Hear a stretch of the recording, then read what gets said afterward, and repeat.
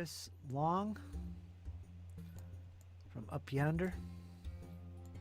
And There we go. let's see what he's got. Oh, look at that. There's that terrain you were showing before. I love it. This is the newest one.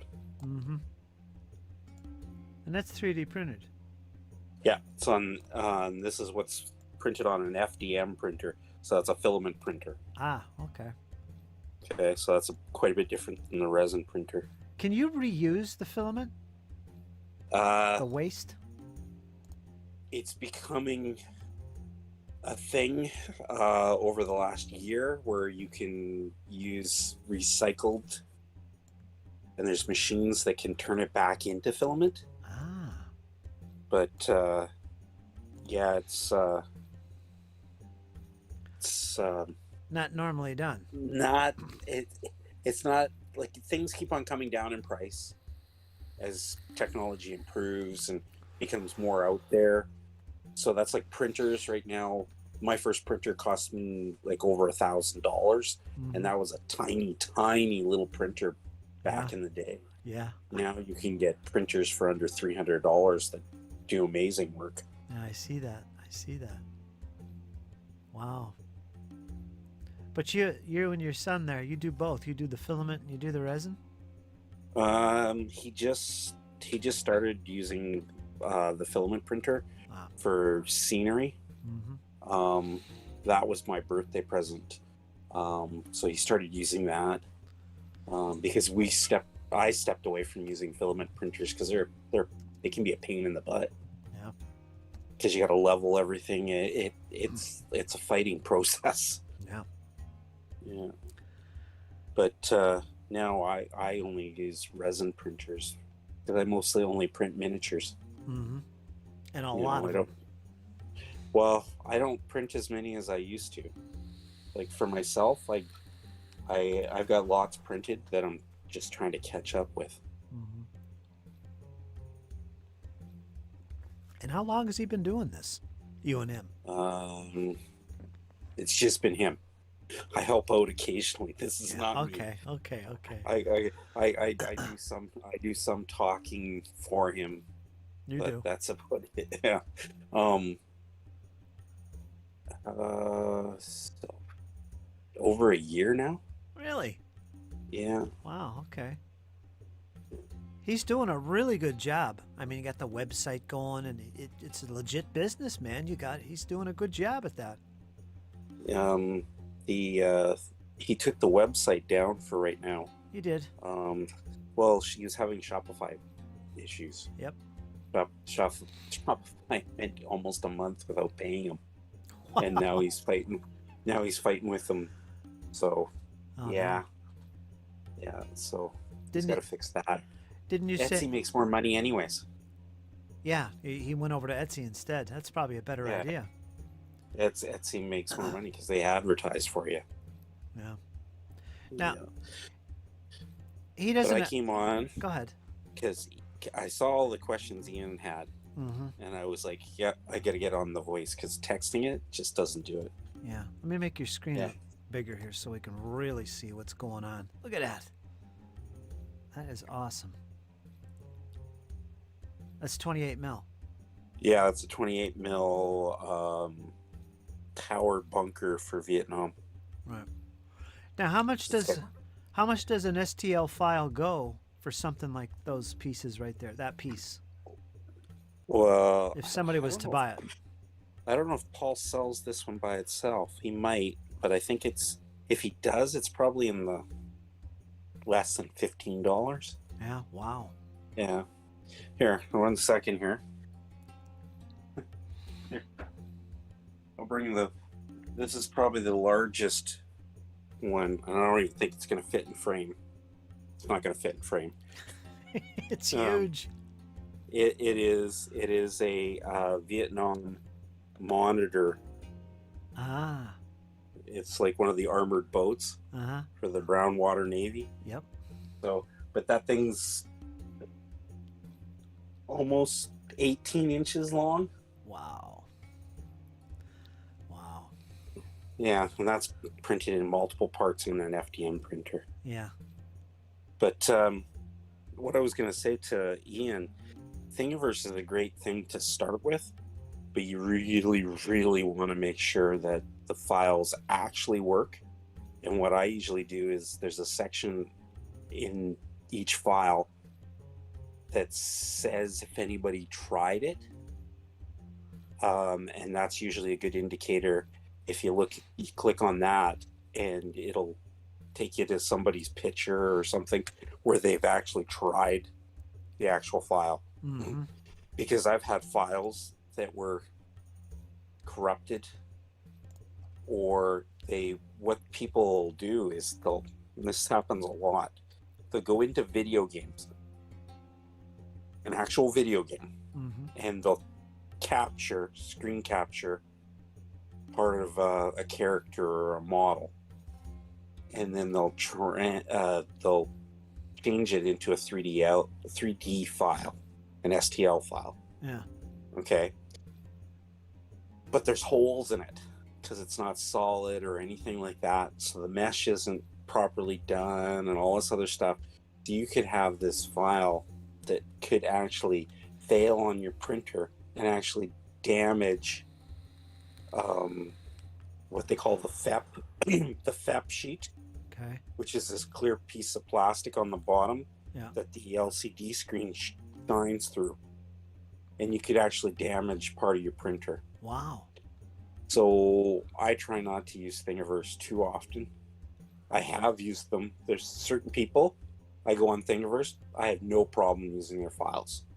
And I have used their files for years. So like Bergman, he makes 1/100th scale World War II modern vehicles, World War I vehicles, and I wouldn't hesitate using his files, but they're not pre-supported. So you have to support them yourself, and sometimes that can be challenging, and you get failures that way because you didn't get one support in just the right spot, and a track doesn't work, and it fails. It's just a learning curve, and depending on what slicer program you use, sometimes they have auto support where it does it for you, but even then you can't always trust it, so you have to go in and look. Yeah. And sometimes putting too much support can be a pain. Yeah. Because then you have to remove all this support, and it's too thick, and it'll break your model because you can't get it off properly. Wow. Yeah. It's a learning curve, but I find that using resin printers is a heck of a lot easier than using the FDM printer. Yeah, I bet. So, yeah. Ian asks, do you have a favorite STL file producer? The one site that I go to a lot is 3D Wargaming. And 3D Wargaming has files for almost anything wargame related, and some are free, but the majority of them are sold by people. But they're sold at such good prices that I don't even hesitate paying what they want. And a majority of them, they do pre-support them. There are some that just put out the file and they charge you so low a price that they're not pre-supported, but you don't seem to mind because you can figure it out. You can work it out. Like I get a lot of files off of there for Napoleonics. All the files for my Spanish for Napoleonics in 28mm are off that site. And what the great thing about 3D printing is, just for an example, my Spanish, I was like, okay, now I got to buy a whole bunch of bases to base all this stuff on. Oh, that's a lot of money. And I was trying to save money, and I was like, wait a minute, I can print bases. Why don't I print bases? Yeah. So I was like, okay, I'm gonna print the bases and I'm gonna put the guys on it. I'm like, wait a minute, I could just put the guys on the bases and print them on the bases. So that's what I did. Yeah. So the whole army is printed onto the bases, and I've got them separated just enough that you can get your paintbrush in there. Yeah. And whatever you can't get your brush into, you're not going to see it anyways. Yeah. Nice. Worked out. So I printed the entire army on the bases they're supposed to be on. The only thing I didn't do that with was the limbers and artillery pieces. I left those off the bases because I already had custom wood bases already for those. So, but you know, you can merge files. Mm-hmm. You can take one STL file and merge it with another. Yeah. And like on most laptops, they come with 3D software nowadays. Yeah. And you can just go into that software, or software, like there's another option. There's quite a few options. There's Tinkercad and a whole bunch of other ones that you can use that are free, that are really simple to use, and you can merge parts. Like I'm doing 28mm First Crusades, and I could take some of my knights and take the separate swords or maces or axes and put them up into their hands, or I can just choose to print them separately like they are in the files, or I can merge the shields onto their arms, or I can just glue them on separately. It's up to you. Just depends on how much time you want to spend doing it. But if Ian's got questions, you know, he can ask anytime. I've stepped a couple people with new resin printers through setup and all that kind of stuff, and the setup's usually the easiest part. Yeah. Of getting a new printer. Nice. And the other thing is the only thing that a lot of people think that it's going to be really, really stinky. Yeah. Things have changed. The resins aren't as stinky as they used to be. That's good to know. They used to be really bad. Yeah. Now, unless you're really, really sensitive, you won't smell it. And a lot of the new printers, like the Saturn S from Elegoo, comes with a filter in it. Mm-hmm. I saw that. Yeah, I've got one of those. Yeah. And then there's all the eco-friendly resin, water-based resins. There's all kinds of resins. Like I know Alex has got a new formula for resin. Yeah. Because, you know, we get complaints from people that they break because it is resin, right? Yeah. So what I helped him do was figure out is there a way to make the resin more flexible? Well, there's different kinds of resins, and there's one resin that's a flexible resin. It's rubbery. Yeah. So what it is you do the research, and I did a lot of research for him, and you can get the standard resin that we use, and you can mix in 15 to 20% to the bottle, and you get a more flexible resin. Ah, I see. And then the other thing with resins, UV light is what cures it. Yeah. Okay. Well, when we do something, I don't cure it. Yeah. I wash it really good. Yeah. I let it dry, and then I wash it again. And this is after the supports are off. Yeah. And then I prime it right away. Huh. Because I find if you let's just say you let a whole bunch of miniatures sit out on your coffee table or on your dining room table or your hobby desk, just the light from the room can cure it. Really? And it can make it brittle. Ah. So what I do is I wash it, clean it, everything. I don't cure it. I just prime it. That way it's still got some flex to it. Huh. So that's why we send things non-cured with the supports attached, and we say, hey, Just drop it in the hot water, top it off, and then, prime it and then paint it. Yeah. So, but we've had customers send us messages like, 6 months later going, hey, it broke. Did you not prime it? No. Where did you have it? In a window? Yeah, resins, UV curable. It'll actually, I've seen models where they leave them in the sunlight and they've actually shattered. Wow. They've actually cracked and fell apart. That's good to know.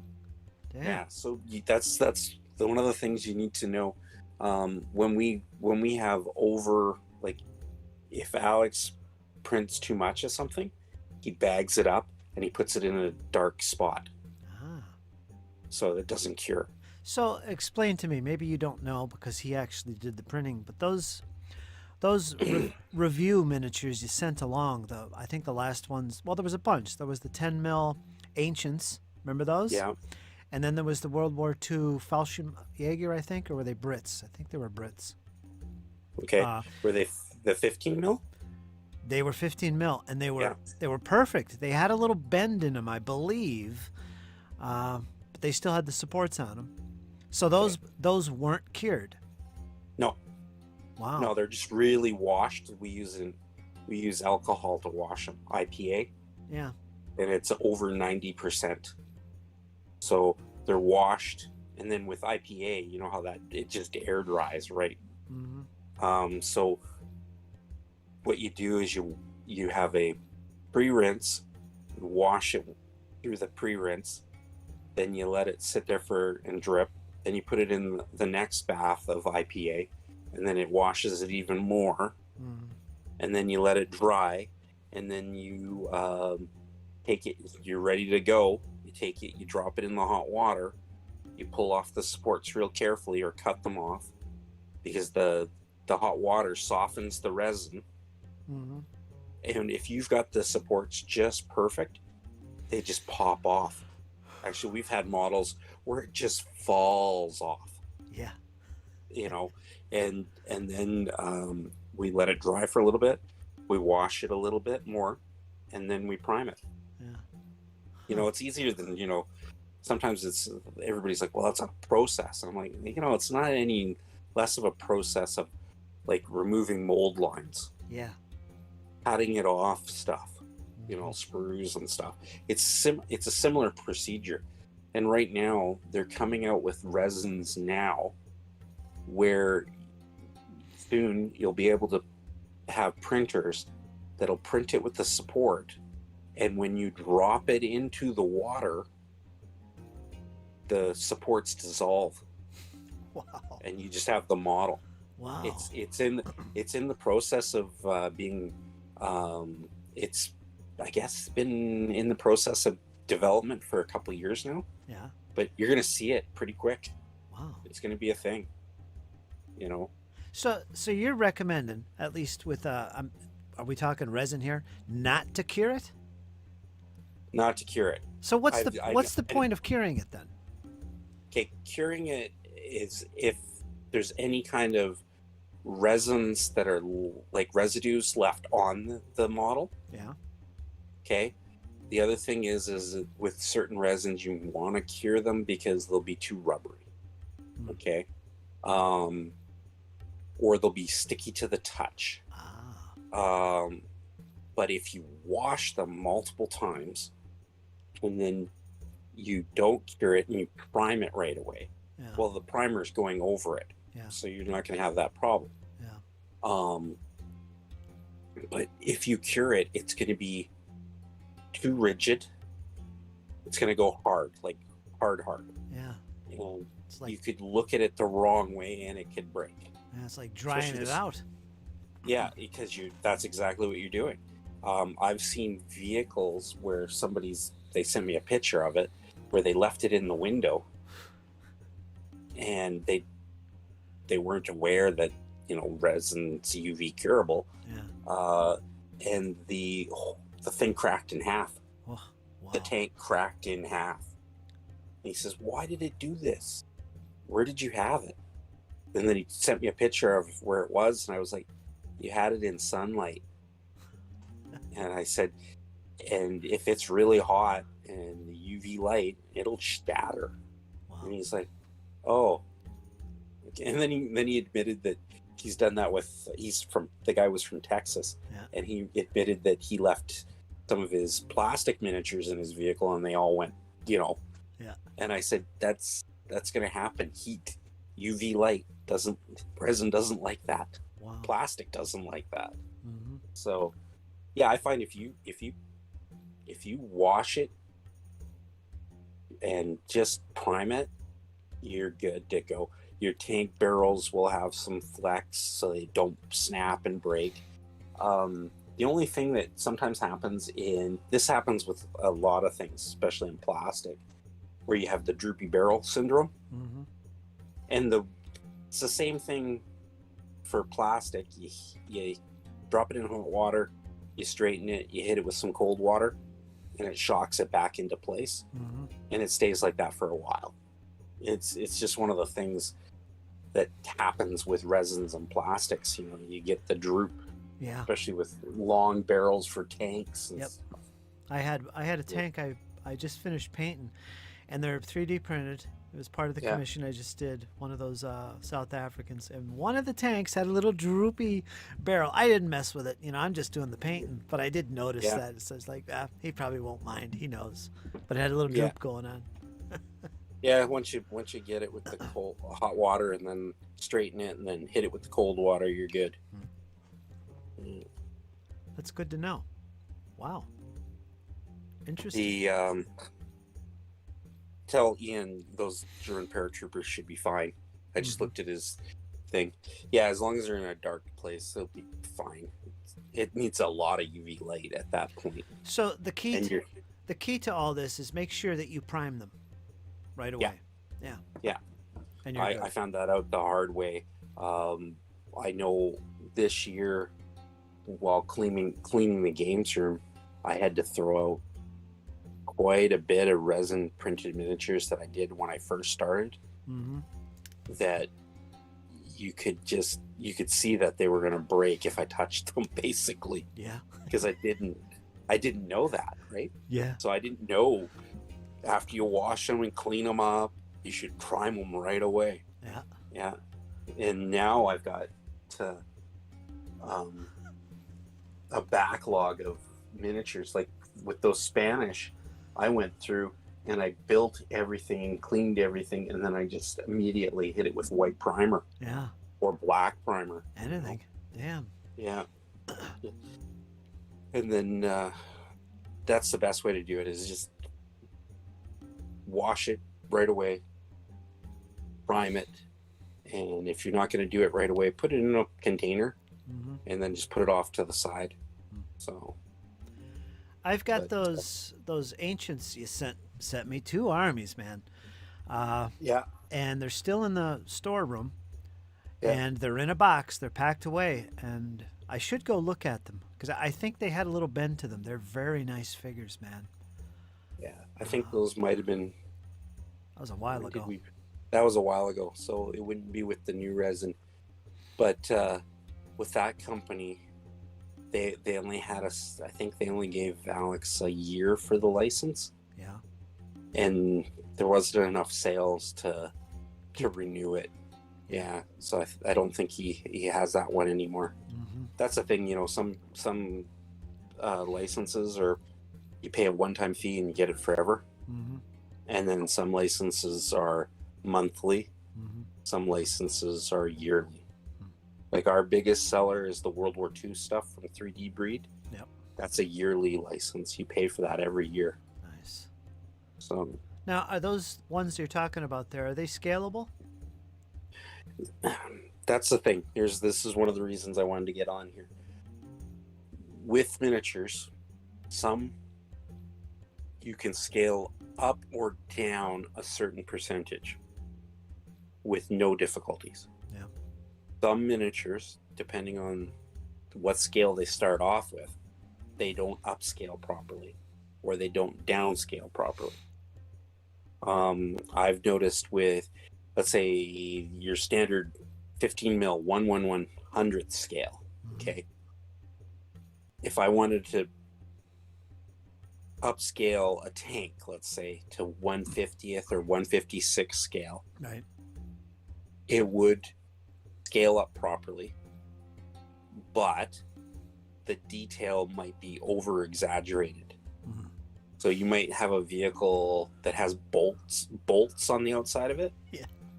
that are actually too big. It'd be like a chibi. Yeah. And or the let's say a 50 caliber machine gun on top of a vehicle would be, the barrel would be thicker than a guy's arm. That kind of thing. See, some things scale properly and some things just don't. Like, I know I've rescaled some 1/100th scale modern vehicles, Yeah. where I've had to throw the machine guns out and use machine guns from something else, Yeah. because the machine guns were just way out of scale. And if you scale the machine gun down to where it should be, it doesn't fit on the model properly then at that point, because the mount doesn't fit. Yeah. So sometimes it's a pain. But there's some of the smaller miniatures, like let's say it's a 6 mil or a 10 mil Mm-hmm. file, and you want to upscale it to 28 mil. You're not going to get any of the detail. Yeah. There's not going at 6 mil. There isn't really any detail. Wow. And it's kind of, Nothing there you to get enlarge. there's not really anything there to enlarge. You're just going to get like something without any features. Mm-hmm. It's like a stick man with some slight detail. Yeah. But it just depends on the model, and it also depends on the person. It depends on like what you want to, how much detail you want. Like I'm printing an ECW 10 millimeter Army that I found on Thingiverse, and I've been talking to the guy that's designed it, and he offers those files for free. And I'll tell you, they're not supported. They're non-supported, which I'm okay with. I can put in the supports, but the detail on them for 10 mil is pretty good, like decent. Yeah. And I've printed off. I'm trying not to print too much off. I'm trying to print off as much as I can paint within a week, Mm-hmm. and then I print off a little bit more, because I've learned my lesson. Because it's not hard to get carried away printing. Yeah. Yeah, it's really not hard to get carried away. I can believe it. Because I know I've got, I'm looking right now at shelves that have, these like massive amounts of these handles with miniatures all over them. Like Star Trek miniatures, Western miniatures, like I have like cowboys and outlaws and all kinds of stuff to paint yet. Wow. A little too much. Getting carried away. Well, it doesn't take much. No. I've got Aztecs to paint. I take about 4 cowboys every week and try to paint them. Yeah. Last night I was building part of the western town for games, so it doesn't take long to get overwhelmed. Like, I got a Minotaur chariot unit to finish yet for Kings of War. You do. Yeah, it's just so much stuff. Yeah. So That's but awesome. I like it, because I'm one of those people that can't just be painting one type of thing for long periods of time. If I'm painting my Napoleonics, I have 2 other things on the painting table to paint in between when I'm waiting for things to dry, or Yep. I put out. It's amazing. I put out some paint on the palette, and I'm like, well, I still have blue paint left. What do I got to paint blue? Well, go grab something. And I grab it and I paint that blue, and then I put it away. Yep. I have to do that, or it's amazing how much you get done and you just didn't realize. Yeah, I'm the same way. It. I'm the same Yeah. way. Got to have a lot of think variety on the table and use that paint before it dries up. There's got to be something in Yeah. reach. That's what I do. I know with my airbrush booth, I've got probably 5 different projects right next to the airbrush booth. Yeah. Just in case I'm like, airbrushing and I'm like, oh, I got to finish that. Pull that over. Yeah. Yeah. Wow. But yeah, if Ian needs help, he just sends me a message. I'll help him, no problem. I think his thing right now, because he's just learning about the STL files, is where to get reliable STL files that he can buy or get free, that'll be workable, that he could, that will work. That's his thing now. Yeah. Well, with I know with Thingiverse, having been on Thingiverse since the beginning, and I've been 3D printing for over 6 years now, either FDM or resin. I gotten to know quite a few of the artists on Thingiverse, and if he's got a question about certain files, I should be able to tell him, especially if it's wargame related. But I know a lot of the people that were on Thingiverse have gone over to Wargaming 3D, and they offer their file, like that Bergman files. They're still on Thingiverse, but I know for a fact that he goes over to Wargaming 3D and offers them for free. So if Ian is into the 15 mil right now, that's the guy. That's the guy that you want to print his models, because his models turn out awesome. Bergman. All you have to do is figure out how to do some basic supports, and his models are just amazing. And he does vehicles for stuff that I don't think some companies even do. That's the thing with 3D printing. There are vehicles that some companies just don't manufacture because it's not feasible for them to manufacture them. It's too much of a cost. But with 3D printing, you buy a file, you print it. You need one of them, you just print one off. The file might have cost you $5 to $10, but you got the vehicle you wanted. I keep telling people, people complain about files being now $25 and stuff like that. I'm like, but how much would that cost you? If you wanted 10 of them, how much would that cost you? So you have to look at it that way. Like how much? Like if you bought it from a manufacturer, how much would it cost you? Yeah. So very true. Even if it breaks even and it's the same price as if it was from a manufacturer, but you didn't have to pay shipping. And we all know how much shipping's costing nowadays. Let's not go into that. Yikes. Yeah. So it's crazy. It's like I know this year I bought more miniatures from some vendors than I've ever done in quite a few years for projects. Like I ordered a lot of Empress miniatures because I love Paul Hicks's work. I like his sculpting. And I could have 3D printed it, but I've already got so much to paint for 3D printing. So you're stocked. Well, and I like the feel of metal still. I'm old. Yeah. I'm like Jerry. I like metal miniatures. Yeah. So do I. So, so I bought a lot of Zulu War stuff. So that's for next year. But I always pick a couple projects every year, and either 3D print them or buy them. But 3D printing resin is changing all the time.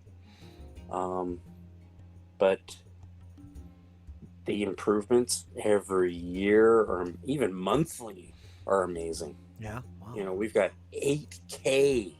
Yeah, I saw that. Screens. So the detail is just like, holy cow, just amazing. Yeah. Like for a gaming miniature, do I think I need an 8K machine? Probably not. Yeah. But that's the way they're going to be going pretty soon. They're all going to be 8K. It's Because I amazing.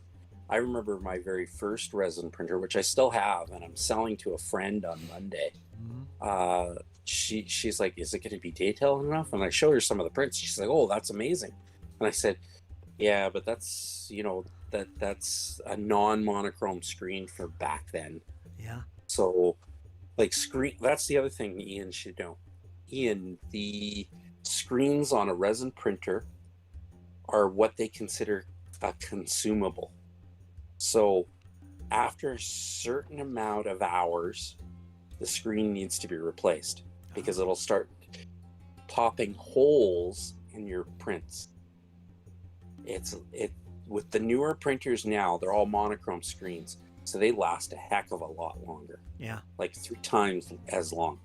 With my very first printer, I was printing so much because it was going 24/7 sometimes. Sure it was. Yeah, and just printing tanks and everything. And then I started seeing these holes pop up through my tanks. And I couldn't figure out what it was. And then I sent a couple of people I trust messages, and they said, oh, your screen's gone. You need to buy a new screen. I think with that first printer, I went through 5 screens. Wow. Within a 2-year period. And screens have come down in price, but back then they were $100. Wow. So how long do they go, would you say, in the newer monochrome screens? Yeah. Probably 30,000 prints. Wow. Or 30,000 hours. It's a lot. Yeah, that is so a it's lot. like 3 times as much. Because I know when I was running the original one 24/7, the first time the screen failed, it was 6 months later. Mm-hmm. That's a lot. And I looked at it this way: it's a consumable, and it's $100 back then. They're a lot cheaper now. Mm-hmm. And I'm like, but think about how much stuff I printed.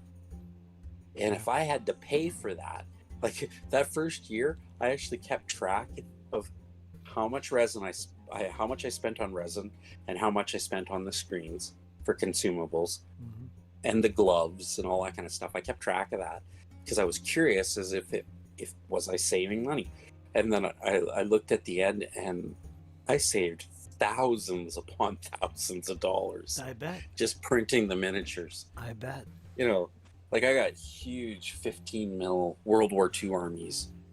You do. Yeah, I was like, this is definitely saving me money. Yeah. But if you're just getting it to print a few miniatures, don't bother. Yeah, I keep telling people that if you're just gonna do it to print a few D&D miniatures, because one of my friends was, I'll just print a few D&D miniatures. So I said, don't bother. Hire somebody. There's lots of people out there that'll print for you. I'll print for you. And it's not worth it if you're just gonna do a few. But if you're doing armies or navies or whatever, because I just backed a Kickstarter for World War I naval. And these guys are well known. They've written a really good set of rules called Broadside. And this is their 5th Kickstarter, I think.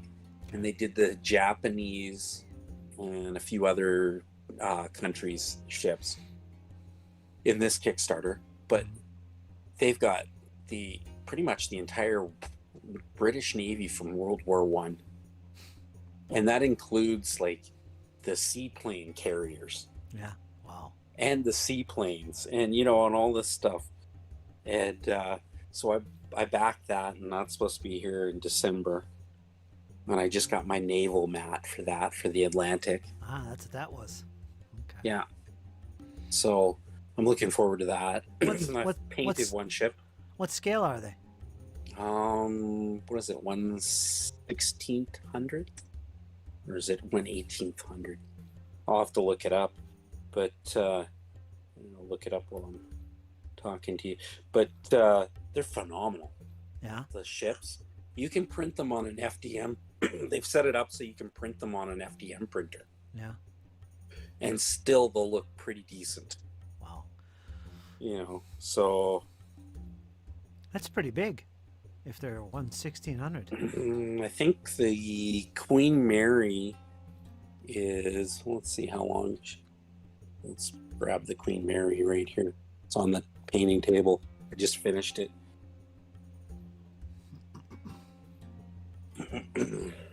Okay. The other thing about the rules is they... Sweet. Yeah. And the turrets are separate. But I glued them on. That is awesome. Damn. And with their rules, they come with the templates that the ships sit on, with the arcs and the name of the ship and all that kind of stuff. Yeah. So it's pretty cool. What scale are these? Yeah, that is pretty big. And these guys are from Australia. It's called Broadside Empires of Steel is the name of the rule set. 1200 is 1 inch equals 100 feet, I think. Trying to find where their scale is. Campaign. There we go. 1/1500th scale. Wow. That's a bit odd. Yeah, it is. Because usually it's 1/1600th Mm-hmm. that I've seen. But yeah, 1/1500th scale naval. That's a nice ship you showed there. I like it. Yeah, this is the free one that they've got up on Thingiverse as just to show people. Mm-hmm. But you know, like that deck detail is just... Yeah, look at that. Yeah. Nice. So, and then I've got modern naval. I've got right now. I've only got a Canadian fleet, Of course. and I've got some Soviets that I'm painting, but like those ones are 1/1600th. So, but they look good. Yeah, they do. Excellent. And then there's some of my orientation on my camera. There we go. And those are 10 mil. Wow. ECW. Oh, they're nice. Very nice. And then I've got them. Simon Miller has a card-based system where you can use the cards like Blucher instead of just using miniatures. So, yeah. But what I'm doing is I'm mounting them on the wood, and then he has campaign campaign cards for each battle. And so what I've done is just printed one battle, stuck the cards on there so I could play some games while I'm painting the miniatures. And what I've done is as soon as I finish the miniatures, I just base them and glue them on these, but leave the all the stats, the information on there, and then it looks really good. Yeah, just like Blucher. Excellent. Yeah. That's cool. Look at that, Ian. Good stuff. Ian's taking notes. But, yeah.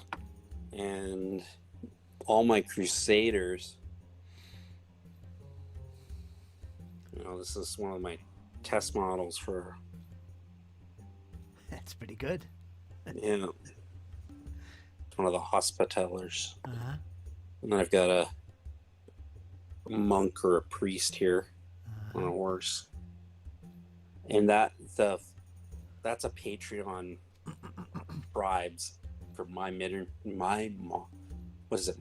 Factory? Yeah, My Mini Factory is another site that Ian should try out. My Mini Factory. My Mini That's another one. Factory. There's some historical stuff on there. And there's more and more every year going up there. And a lot of it is sci-fi and fantasy, but there is historical stuff going up there now.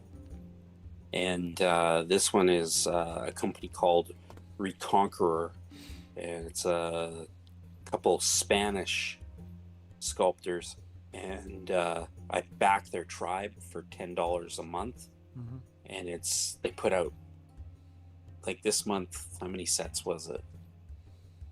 I think it's 8 sets, 4 and 15 mil, and then 4 and 28 mil, and it's all pre-supported. Ooh, So nice.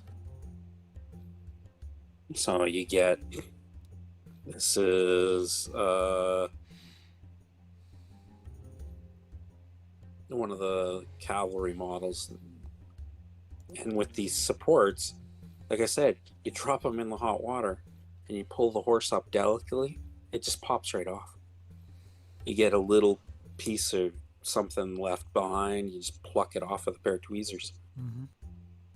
Yeah. But yeah, I highly recommend 3D printing for people. If you're gonna need more than a few minis, buy a 3D printer. If you're just gonna print, if you're gonna print less than 100 minis, don't bother. Anything over 100 minis, like if you're gonna print like an army of 300 or 400 minis, it's worth getting. If you're gonna print less than that, don't bother. Yeah.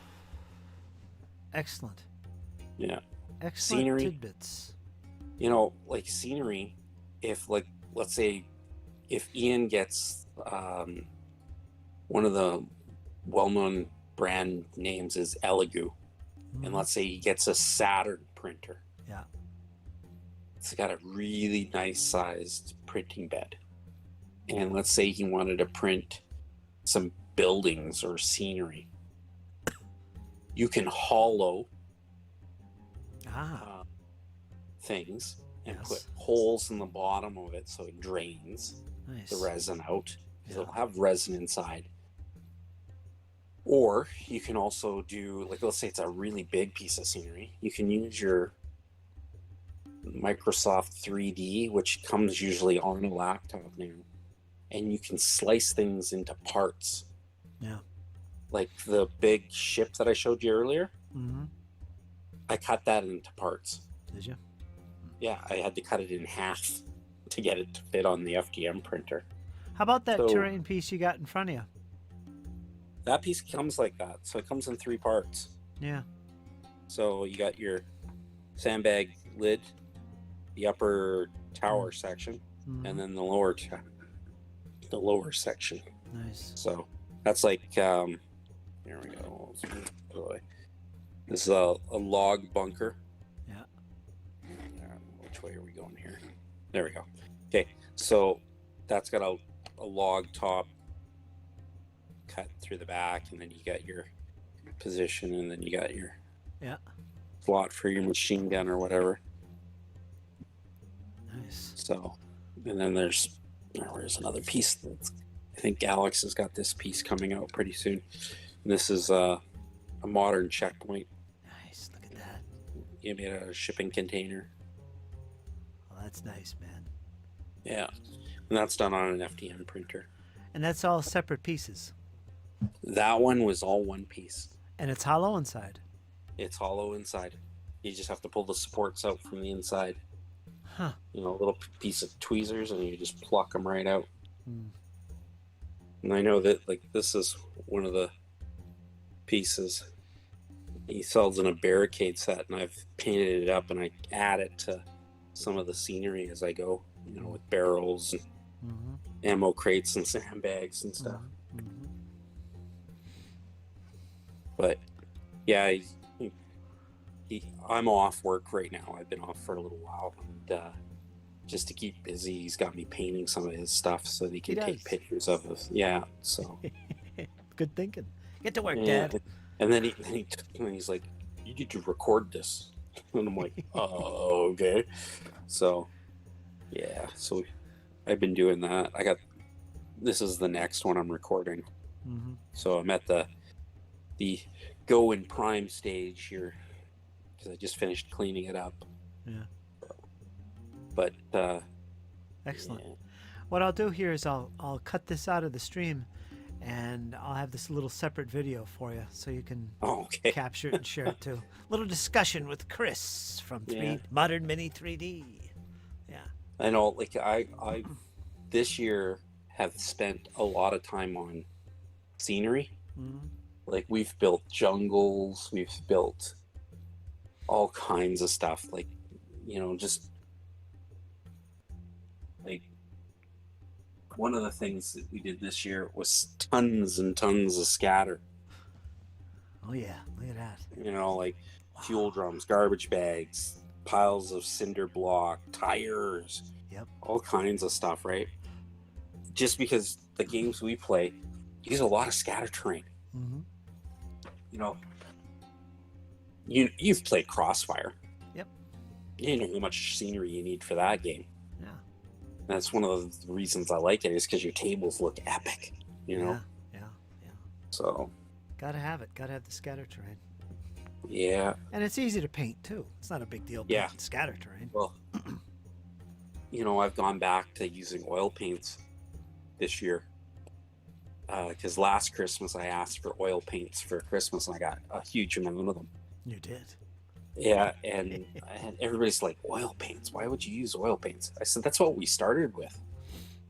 We had enamel paints and oil paints. That's what we had as kids. Yeah. Because there was no acrylic paint. Or there was, but it was, the big tubes of it from the art store. Mm-hmm. And like my dad, it was Humbrol paint, some testers, but mostly Humbrol. And then he got into oil paint, and the things you could do with oil paint you couldn't do with enamel paints was amazing. Yeah. So I use a lot of, like, I'll go in and I'll paint all the block in all the colors for the scenery, like yellow barrels or blue barrels, and then I come back in later and I go oil wash, and I just put an oil wash over it, and then I wipe off what I don't want and maybe add some pigments, and then that's it. That was all I did. Mm-hmm. And it took a few minutes. I'm learning that I need to not paint faster but paint smarter, because I've got so much stuff to paint. You do. 3-foot rule. Yeah.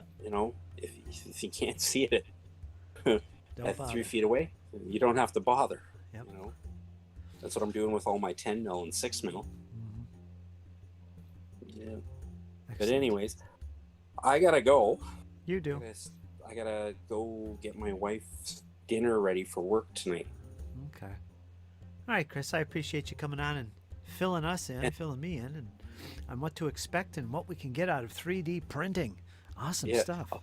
I'll probably jump on the chat in text while I'm cooking dinner here. Okay, Chris. Okay. Thanks, man. Sounds good.